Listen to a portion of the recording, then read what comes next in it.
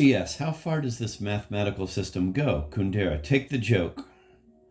That novel is narrated by 4 characters, Ludwig, Jaroslav, Kostka, and Helena. Ludwig's monologue takes up 2/3 of the book. The monologues of the other 3 together take up 1/3, Jaroslav 1/6, Kostka 1/9, Helena 1/18. That mathematical structure determines what I would call the lighting of the characters. Ludwig stands in full light, illuminated from the inside by his own monologue, and from the outside, the other monologues all sketch his portrait. Jaroslav fills 1/6 of the book with his monologue, and his self-portrait is corrected from the outside by Ludwig's monologue, and so on. Each character is lighted at a different intensity and in a different way. Lucy, who is one of the most important characters, has no monologue of her own. She is lighted only from the outside by Ludwig's and Kostka's. The absence of interior lighting gives her a mysterious, elusive quality. She stands, so to speak, behind glass. She cannot be touched. CS, was the mathematical structure premeditated? Kundera, no, I discovered all that after the joke was published in Prague. In an article by a Czech literary critic, The Geometry of the Joke.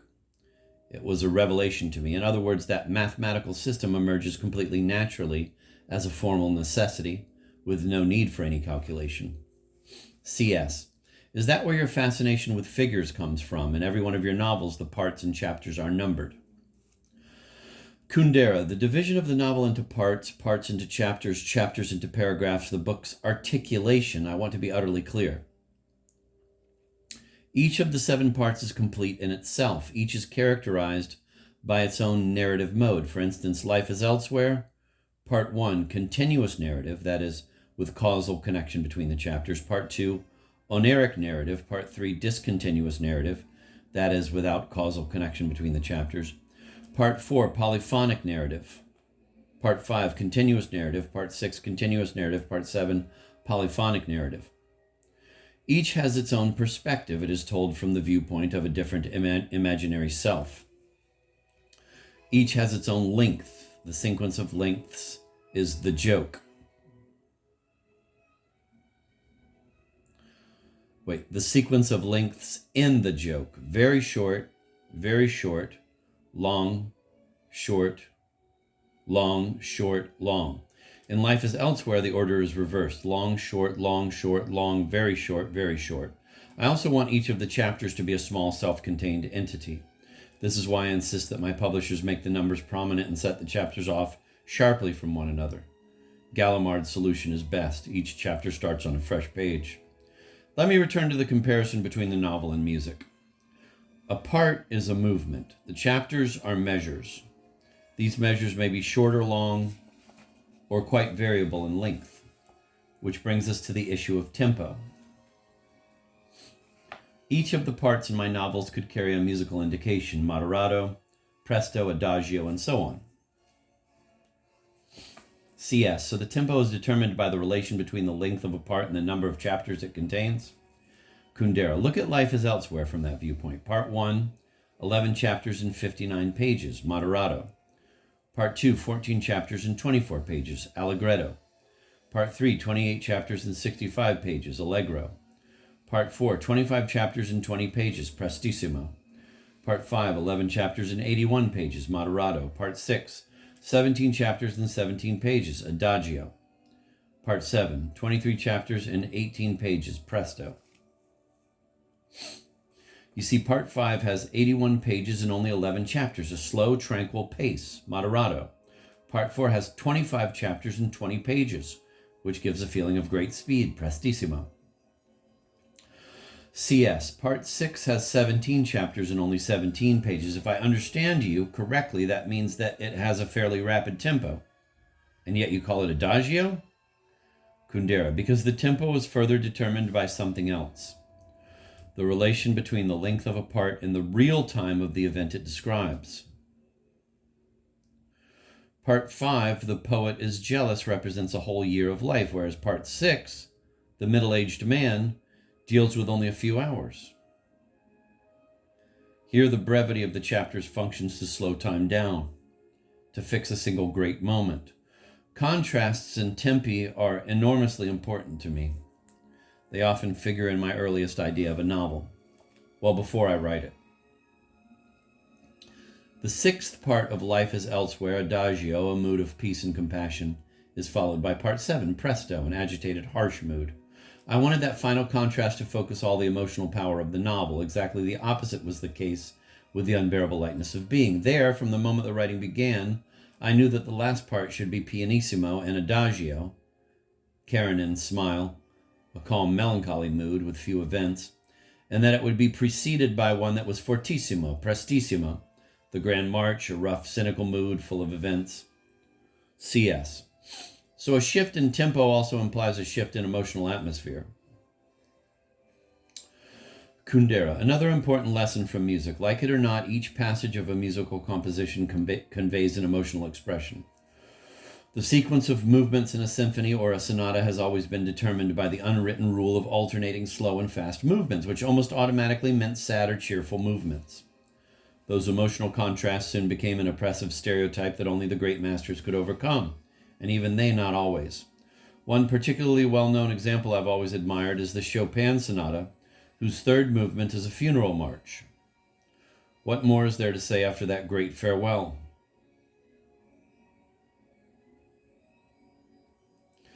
Finish the sonata in the usual way with a lively rondo? Not even Beethoven in his Sonata Opus 26 avoids the stereotype. He follows the funeral march, the third movement there too, with a cheerful finale. But the fourth movement in the Chopin Sonata is altogether strange. Pianissimo.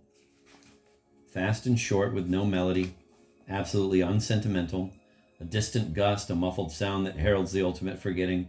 The juxtaposition of these two movements, sentimental, unsentimental, makes you gasp. It is absolutely original.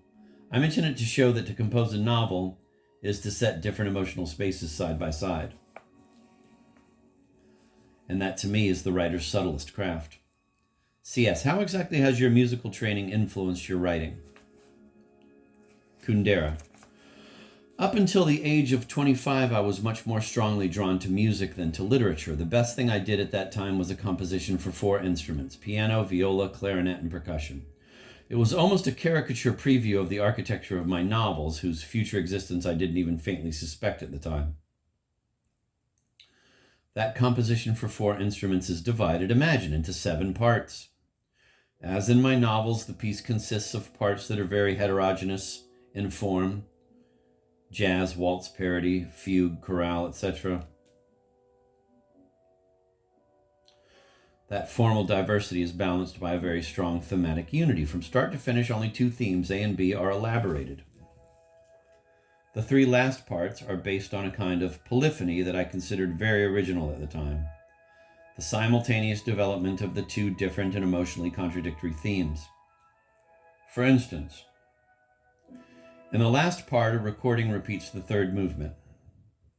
Theme A set as a solemn chorale for clarinet, viola, and piano, at the same time that a variation, in Barbaro style, of theme B is performed by percussion and trumpet, played by the clarinetist. And another curious parallel: in the 6th part, a new theme, C, makes its only appearance, exactly as Casca does in The Joke, or The Middle-Aged Man in Life is Elsewhere. My point, once again, is that the form of a novel, its mathematical structure, is not a calculated thing. It is an unconscious drive, an obsession. I even used to think that the form that obsessed me was some sort of algebraic definition of my own personality. But one day several years ago, as I was studying Beethoven's Quartet Opus 131, I had to give up that narcissistic and subjective conception of the form. Look, first movement, slow fugue form, approximately 7.5 minutes. Second movement, fast, unclassifiable form, 3.5 minutes.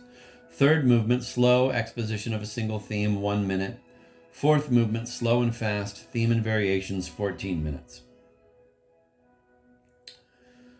Fifth movement, very fast, scherzo, 5.5 minutes. Sixth movement, very slow, exposition of a single theme, 2 minutes. Seventh movement, fast, sonata form, 6.5 minutes.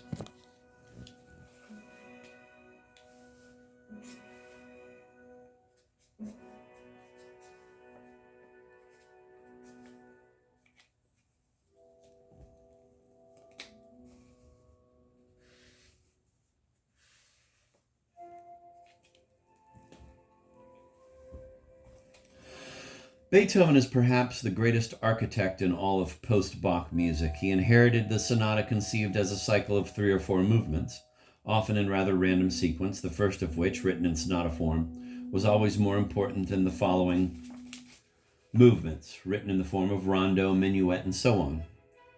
Beethoven's whole artistic evolution is marked by the determination to transform that assemblage into a true unity. Thus, in his piano sonatas, he gradually shifts the center of gravity from the first to the last movement. He often reduces the sonata to just 2 parts, sometimes separated by an interlude movement, as in Opus 27, number 2, and in Opus 53, and sometimes directly juxtaposed, as in Opus 111. He utilizes the same themes in different movements, and so on. But at the same time, he tries to bring a maximum of formal diversity into that unity. On several occasions, he inserts a large-scale fugue into his sonatas. A very bold move, because a fugue in the midst of a sonata must have seemed at the time as alien as the essay on the disintegration of values in the midst of Brach's novel. The Opus 131 quartet is the pinnacle of architectonic perfection.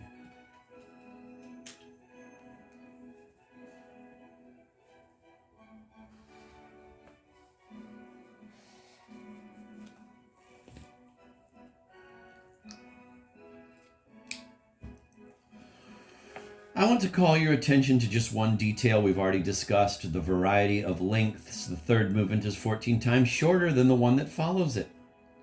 And it's precisely the 2 strangely short movements, the third and the sixth, that connect and make a whole of those 7 very different parts.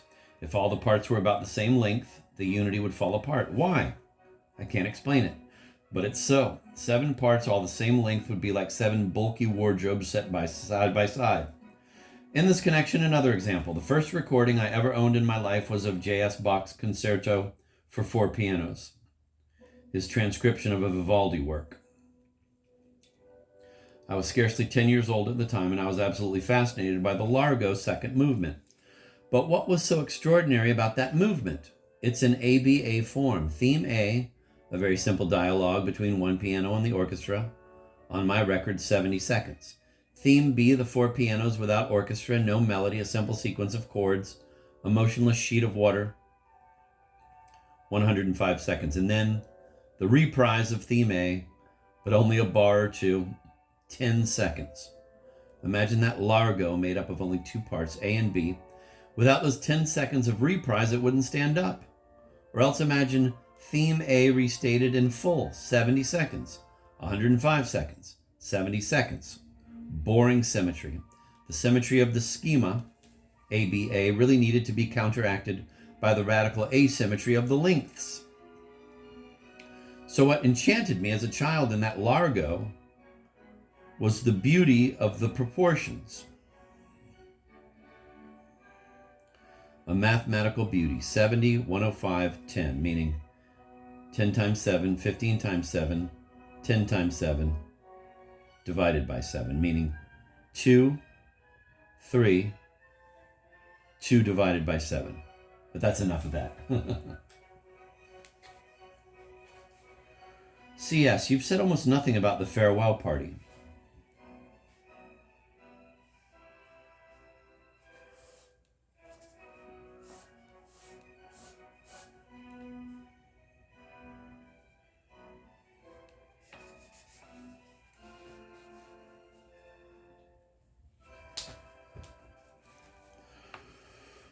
Kundera, yet that's the novel dearest to me, in a certain sense. As with Laughable Loves, I had more fun, more pleasure writing it than the others, in a different state of mind. It went much faster, too.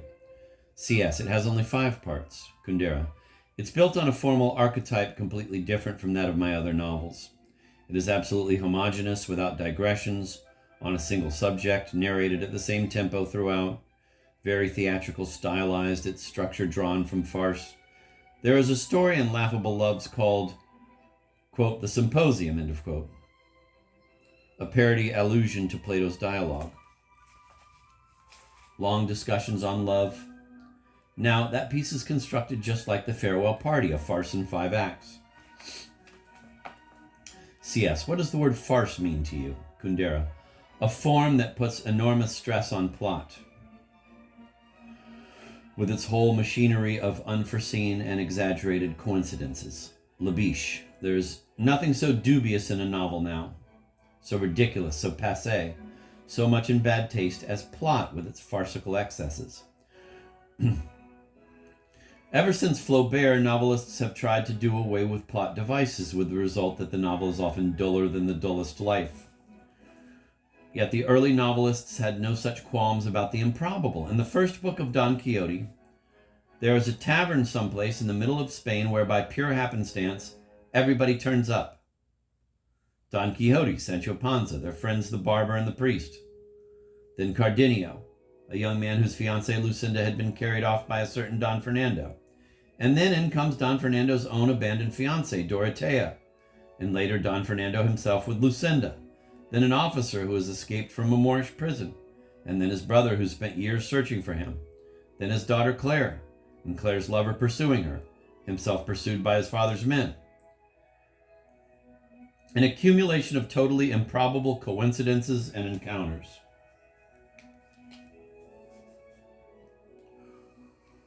But it would be wrong to see this as naive or clumsy in Cervantes. At the time, novels and readers had not yet signed the verisimilitude pact.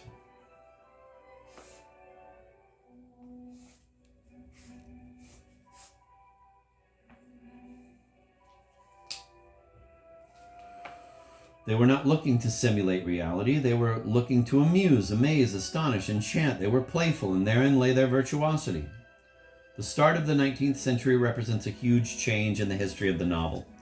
I'd almost say a convulsion. The imperative to imitate reality instantly made Cervantes' tavern ludicrous. The 20th century often rebels against the heritage of the 19th. Nonetheless, to simply return to the Cervantean tavern is no longer possible. The experience of 19th century realism standing between it and us ensures that the game of unlikely coincidences can never again be innocent. It becomes either frankly burlesque, ironic, parodic, Lafcatio's Adventures or Ferdy-Duke, for instance, or else fantastic.